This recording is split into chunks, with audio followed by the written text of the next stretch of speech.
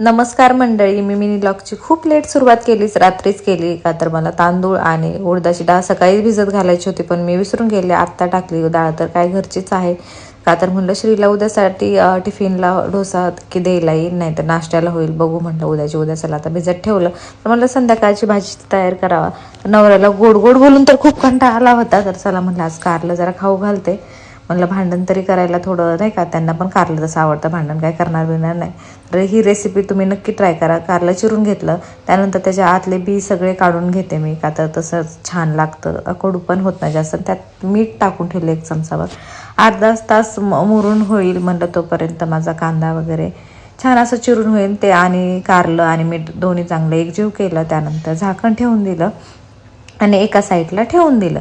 त्यानंतर तेल वाटलं एका कढईमध्ये. कढई तर एवढी मोठी घेतली जसं काय गावाला भाजी बनवायची, पण ठीक आहे जाऊ दे, आम्ही दोघंच आहेत. जिरी टाकली, जिरीचा छान अशी गरम तळून दिली. त्यानंतर मी त्यात लसूण टाकला आणि कढीपत्ता टाकला. छान तडकून झाल्यानंतर त्यात मी कांदाही ॲड केला.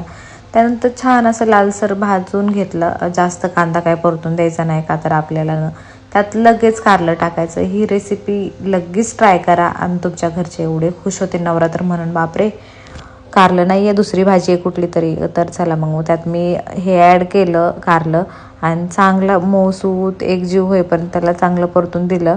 जास्त काय शिजून दिलं नाही. तोपर्यंत म्हटलं चला आता ह्यात हळद पण ॲड करावं. मी हळद पण ॲड केली आणि छान असं हलवून घेतलं. त्यानंतर म्हटलं चला थोड्या वेळ ह्याच्यावरनं आपण झाकण ठेवू आणि एकदम असं चांगलं शिजत आल्यानंतर बाकीचे मसाले आपण ह्यात ॲड करू. तर छान मऊ झालं बघा, शिजून झाले. तर त्यात मी काळा मसाला आपला घरगुती मसाला ॲड केला.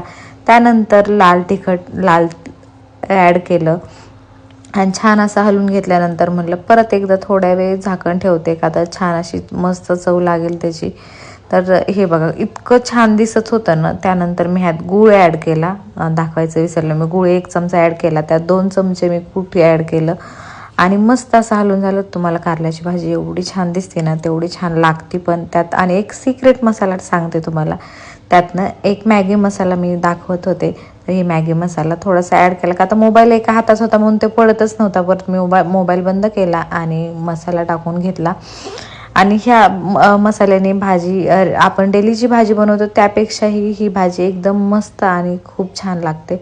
तर चला मग आजची ही रेसिपी तुम्ही नक्कीच ट्राय करून बघा. त्यानंतर झाकण ठेवलं आणि ओपन केल्यानंतर म्हटलं चला थोडीशी कोथिंबीर ॲड करावा. कोथिंबीर ॲड केली. त्यानंतर माझं कार्टून पाणीपुरी खायचं म्हटलं होतं, तर पाणीपुरी आणली. जसं काय मी त्याची पाणीपुरी खाणार होते अशी निघून पटकन गेली. त्यानंतर मीही एक खाल्ली. चला मग आजचा दिवस असा होता.